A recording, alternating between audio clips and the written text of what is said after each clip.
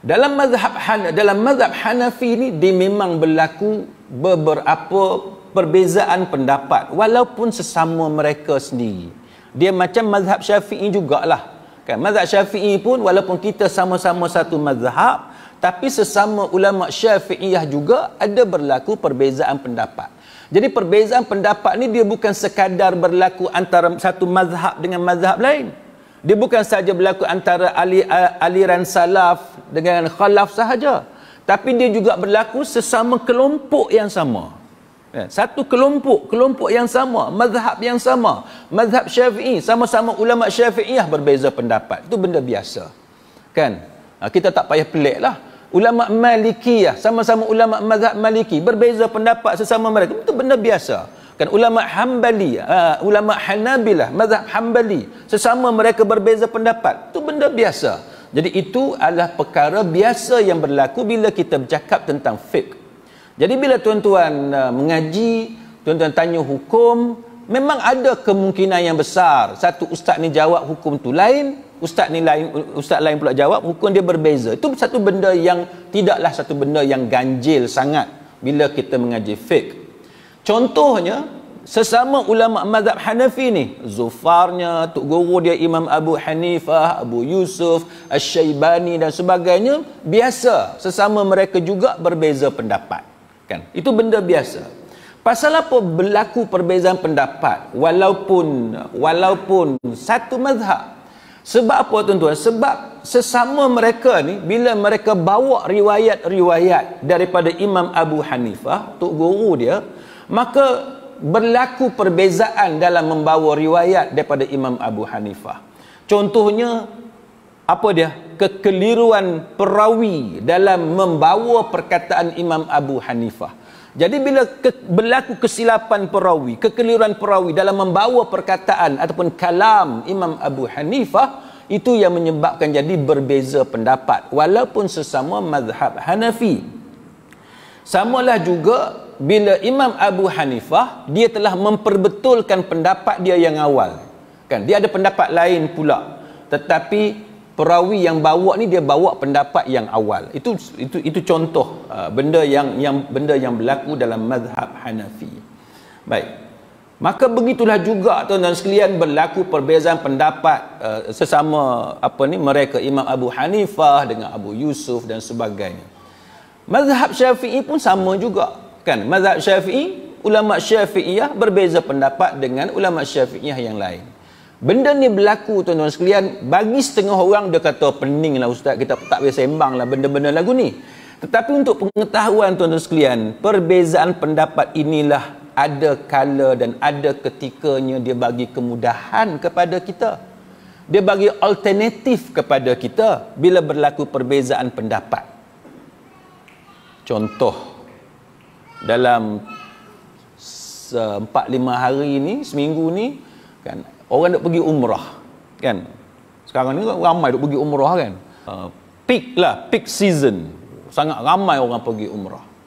Jadi bila ramai ni, banyaklah soalan yang orang duk tanya kan.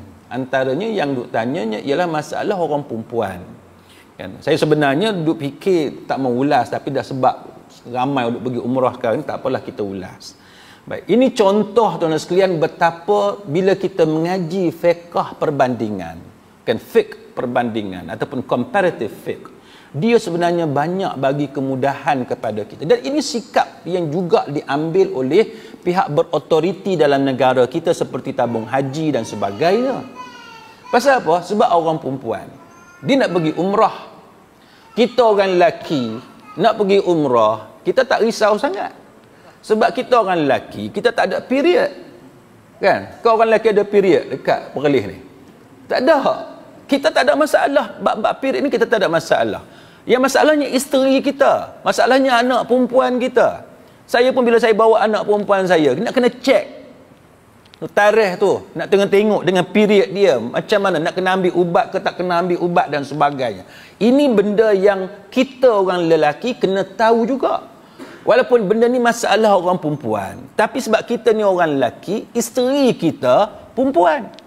Tak ada orang Perlis isteri dia lelaki, tak ada. Betul tak? Anak kita perempuan, anak sulung ke, anak tengah ke, anak bongsu kita, ada perempuan.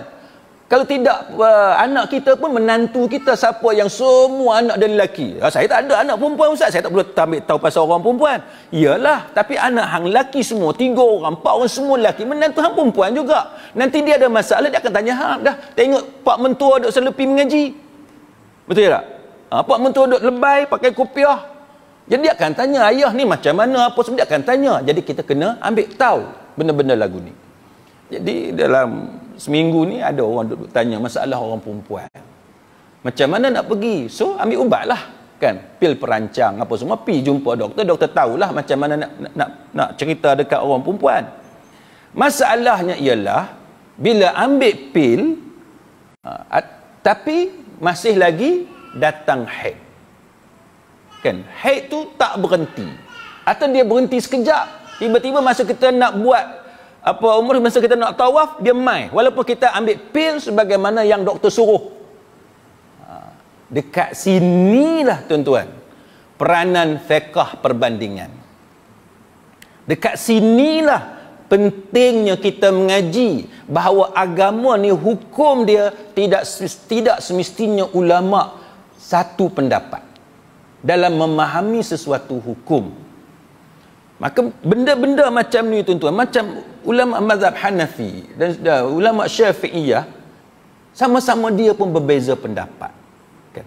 Saya ambil contoh dekat tuan-tuan sekalian. Macam mana kita nak buat apabila kita orang perempuan ataupun anak kita yang perempuan ataupun isteri kita menghadapi masalah macam ni? Sekarang ni package umrah bukan murah. Betul tak? Paling murah pun 6,000 boleh dapat. Dak pun 7-8,000. Jadi kalau masa tu datang haid, macam mana kita nak perform umrah kita? Kita nak kerjakan umrah. Sedangkan jumhur ulama, kan, tidak ijma', tapi jumhur ulama mengatakan tawaf dia macam semayang. Maknanya tak boleh hadas. Hadas kecil tak boleh, hadas besar pun tak boleh. Kan, kena ada wuduk. Kena ada wuduk. Kalau bahasa kita orang Melayu lah, kena ada air semayang. Tiba-tiba kita orang perempuan dah ambil pil dah. Tiba-tiba datang juga. Kita nak buat macam mana, tuan-tuan? Ini saya nak bagi satu contoh, kan, supaya kita appreciate, kita menghargai perbezaan pendapat walaupun mazhab yang sama, berbeza pendapat.